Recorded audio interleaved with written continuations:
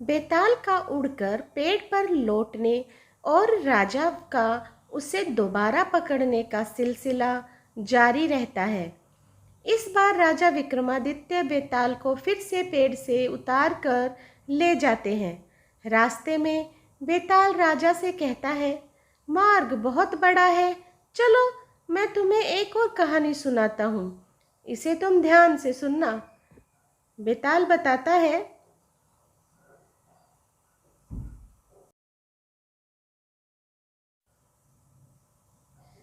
एक समय की बात है, गौड़ नाम के देश में गुणशेखर राजा का राज हुआ करता था।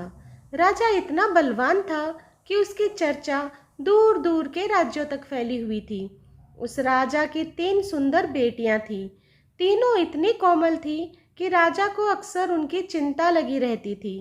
राजा की सबसे बड़ी बेटी इतनी कोमल थी कि चांद के प्रकाश से ही उसके शरीर पर छाले पड़ जाते थे। दूसरी बेटी को गुलाब के फूल जैसी नाजुक चीज से टकराने पर भी चोट लग जाती और खून बहने लगता था। तीसरी बेटी के कानों में किसी के चलने या कुछ टूटने की आवाज पहुंचते ही उसके हाथ पांव पर छाले पड़ जाते थे। हर कोई उनकी इस कोमलता के बारे में सुनकर हैरान रह जाता था। कई राजकुमार उनसे शादी भी करना चाहते थे, लेकिन उनकी कोमलता के बारे में जानकर पीछे हट जाते थे। राजा को उनकी शादी की चिंता सताने लगी। उन्हें लगने लगा कि इस कठोर संसार में उसकी कोमल बेटियां कैसे जी पाएगी। तब राजा ने फैसला लिया कि वह सबसे पहली बेटी को हर दम छांव में ही रखेंगे, ताकि किसी तरह की रोशनी की वजह से उसके शरीर पर छाले न पड़े। राजा ने दूसरी बेटी को हल्के कपड़ों और गहनों के लिए ऐसी जगह रखने का फैसला किया जहां कोई भी चीज उससे न टकराए। राजा ने तीसरी बेटी को ऐसी जगह रखा जहां किसी की भी आवाज न पहुंच पाए। इसी दौरान एक पड़ोस के राज्य का राजकुमार उनकी कोमलता के बारे में सुनने के बाद गौड़ देश पहुंचा। उसने सबसे पहली राजकुमारी के चेहरे को गुलाब के फूल का स्पर्श कराया, जिससे राजकुमारी के चेहरे पर घाव के निशान बन गए। राजकुमार हैरान रह गया।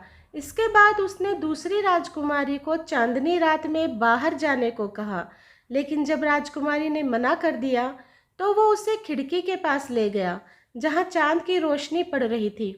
चांद की रोशनी राजकुमारी पर पड़ते ही उसके शरीर पर छाले पड़ गए। अगले दिन राजकुमार ने सभी लोगों से मसाला कूटने के लिए कहा, जिसकी आवाज़ सुनकर सबसे छोटी राजकुमारी बेहोश हो गई।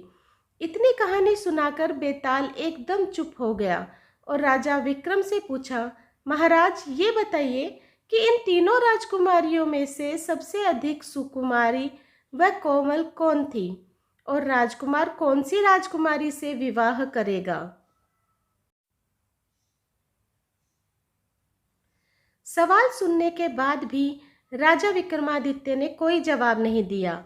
गुस्से में बेताल ने कहा, राजन, जवाब पता होने पर भी आप उत्तर नहीं देंगे तो मैं अपने तेज से आपका सिर धड़ से अलग कर दूंगा। इतना सुनने के कुछ देर बाद राजा बोले, तीसरी राजकुमारी सबसे अधिक सुकुमारी है, क्योंकि बिना कुछ किए ही उसके हाथ पैर पर छाले पड़ गए थे और वो बेहोश हो गई थी। वो सिर्फ तन से ही नहीं, मन से भी कोमल है। इसी वजह से राजकुमार सबसे छोटी राजकुमारी से शादी करेगा।